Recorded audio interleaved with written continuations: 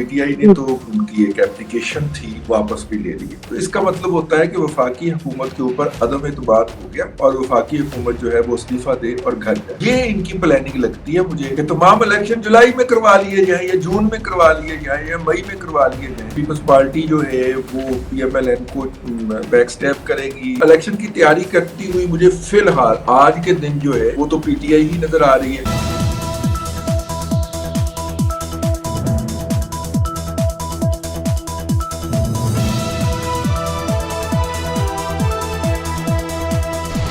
अस्सलाम वालेकुम नाज़रीन, प्रोग्राम बात से बात के साथ मैं हूं आपकी मेजबान अफीफा रॉ और मेरे साथ मौजूद है मुल्क के नाम पर फर्जिया का रिजवान रजी साहब।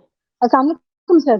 जी वालेकुम अस्सलाम। रजी साहब, ये क्या हो रहा है कि पहले वफाकी काबीना ने कहा कि जी इलेक्शन का जो बिल है वो असेंबली में पेश किया जाए, अब वो सेनेट और असेंबली में पेश भी हो गया, लेकिन साथ ही जो है हम लोगों ने ये भी देखा है कि सेशन भी चल रहा है। तो आपको क्या लगता है कि ये बिल पास हो जाएगा? क्योंकि वफाकी हुकूमत की तो कहीं मर्जी नजर नहीं आती कि इलेक्शन इस टाइम पे हो। जी इस वक्त तो एक जिद बनी हुई है वफाकी हुकूमत की भी और सुप्रीम कोर्ट की भी।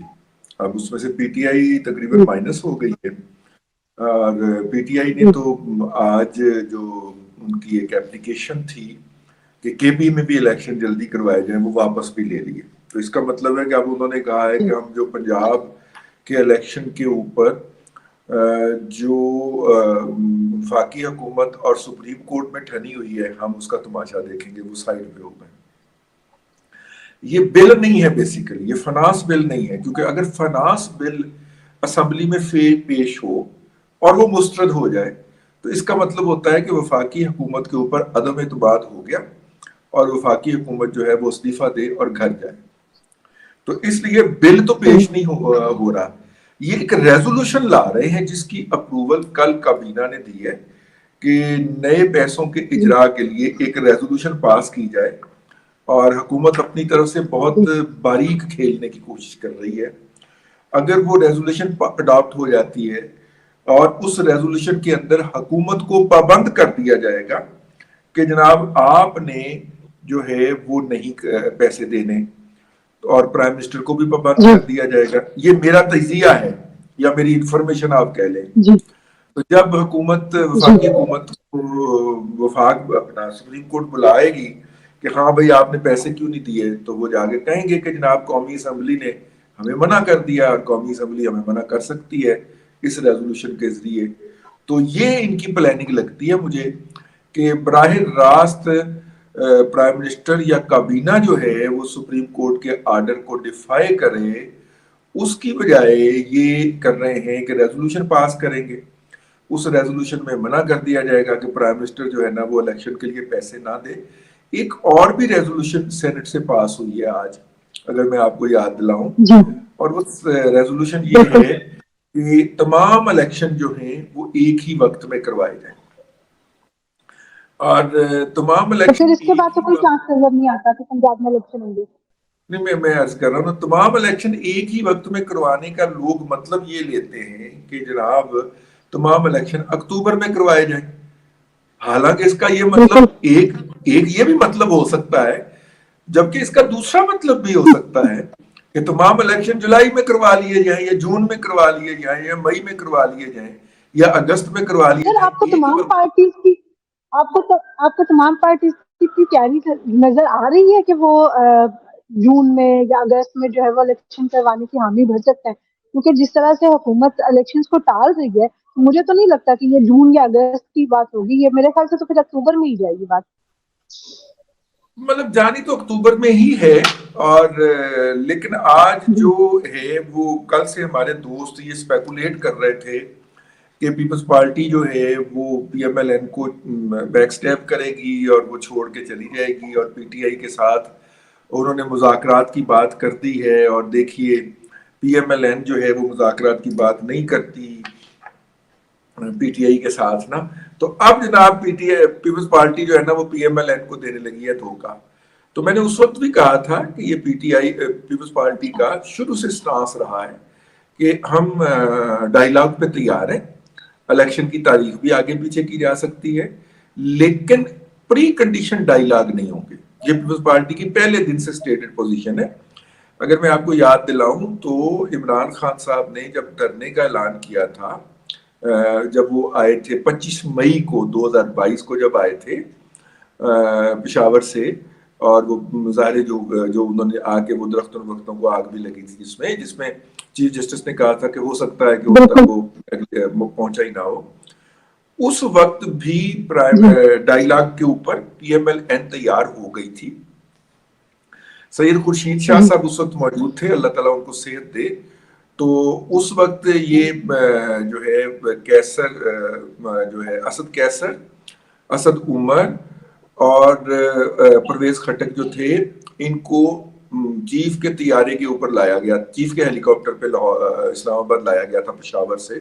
اور اس کا اعتراف جو ہے وہ جنرل باجوہ صاحب اپنے ایک انٹرویو میں شاہد میتلا کو کر بھی چکے ہیں کہ میں نے اپنا ہیلی کاپٹر دیا کہ ان کو فوری طور پہ پک کر کے لائیں اور یہ آج کا مظاہرہ نہ ہو۔ اور یہ آئے اور ان تینوں نے کہا کہ جناب ہم 1 پوائنٹ ایجنڈے پہ بات کریں گے اور وہ ہوگا کہ الیکشن کب ہونے ہیں۔ تو اس کے اوپر سید خورشید علی شاہ صاحب نے ٹیبل الٹ دی تھی۔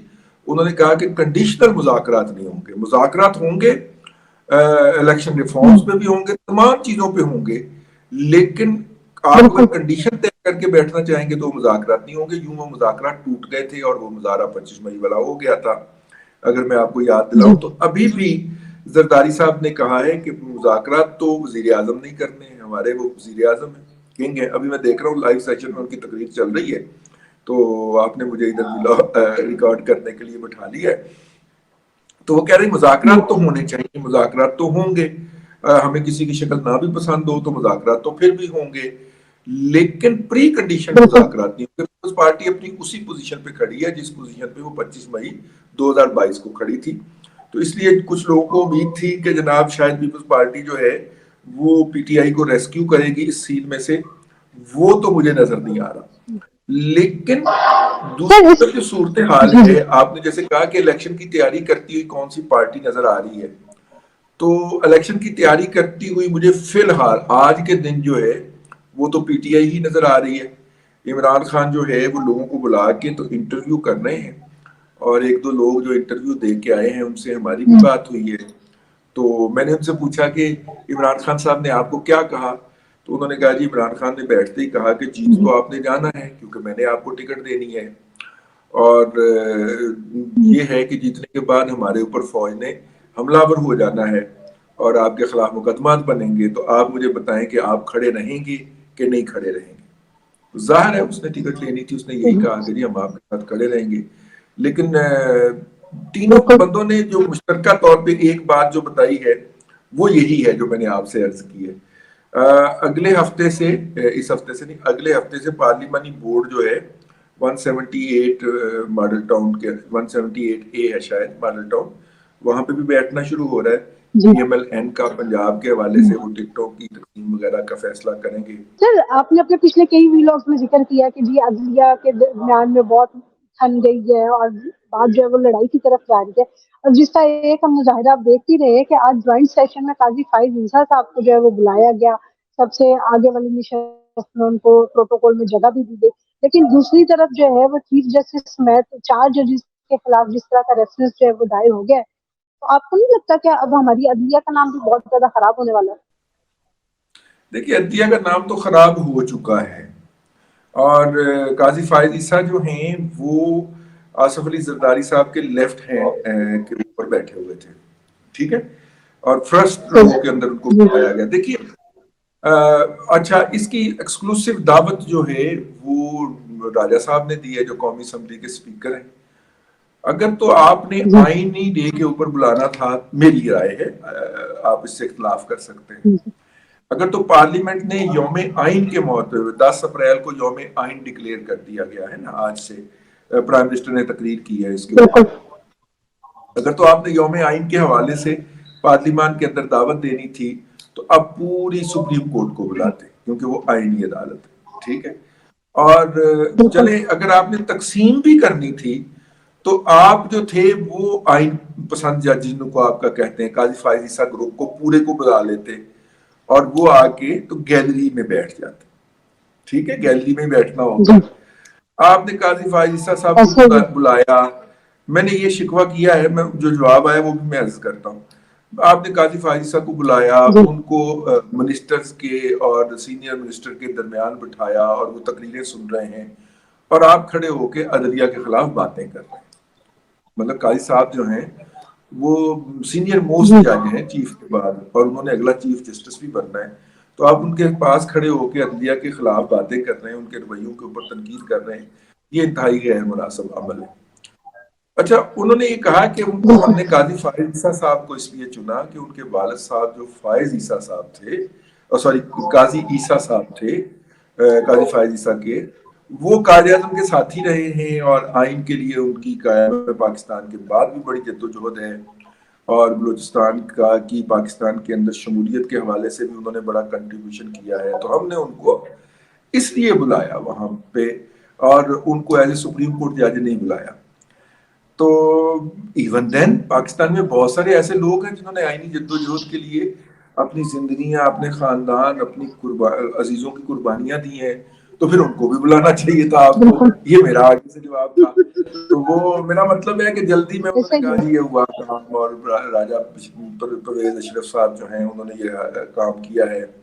تو اب ہم نے تو ان کو کہا تھا کہ آپ جو ہے یا تو پھر سارے ججز کو بلائیں، یا پھر ان کو بھی نہ بلائیں، اور اگر ان کو بلانا ہے تو پھر ان کو گیلری میں بٹھائیں.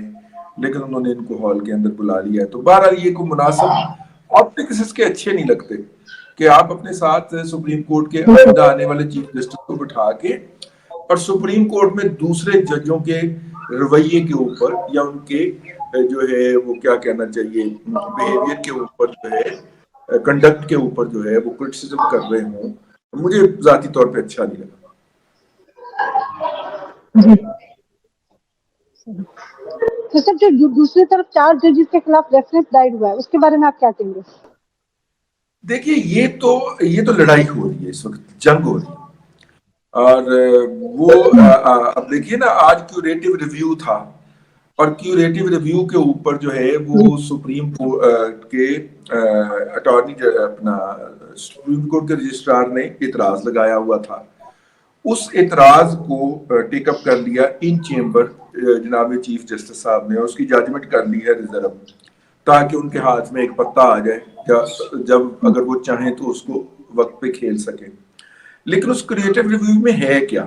جی یہ کیوریٹو ریویو جو ہے، ایک تو پاکستان کے آئین کے اندر اس کی گنجائش نہیں ہے، اور یہی اعتراض لگایا تھا سپریم کورٹ کے رجسٹرار نے.